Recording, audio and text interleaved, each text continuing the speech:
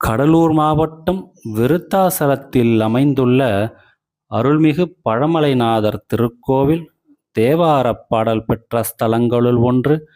விபசித்து முனிவர் வன்னி இலைகளை பொற்காசுகளாக அளித்து கோவில் திருப்பணி செய்ததாகவும் மற்றும் சுந்தரருக்கு இறைவன் 12,000 பொன் அளித்த வரலாற்று சிறப்பு மிக்கது இக்கோவில். மற்ற மலைகள் தோன்றுவதற்கு முன்பே தோன்றிய பழமையான மலை என்பதால் இத்தலம் பழமலை என பெயர் பெற்றது. முதலில் தோன்றிய மலையாகும். பழமலை என்ற தமிழ் பெயரின் சமஸ்கிருத வடிவமே விருத்தாச்சலமாகும். விருத்தம் என்றால் பழமை, அச்சலம் என்றால் மலையாகும். தேவாரத்தில் இத்தலம் திருமுதுகுன்றம் என அழைக்கப்படுகிறது.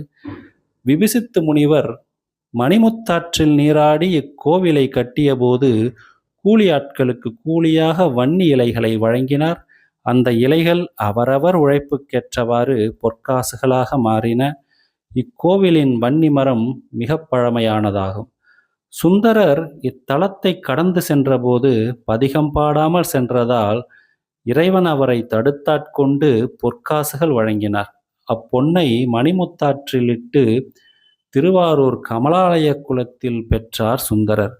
சுந்தரர் விருத்தாச்சலம் அதாவது திருமுதுகுன்றம் தலத்தை பாடாமல் கடந்து செல்ல முயன்றதற்கு முக்கிய காரணம் அங்கு வீற்றிருக்கும் இறைவனும் இறைவியும் முதிய வடிவில் அதாவது வயதானவர்களாக இருந்ததால் அவர்களிடம் தமக்கு தேவையான பொன் மற்றும் பொருள் கிடைக்காது என்று அவர் நினைத்ததுதான்.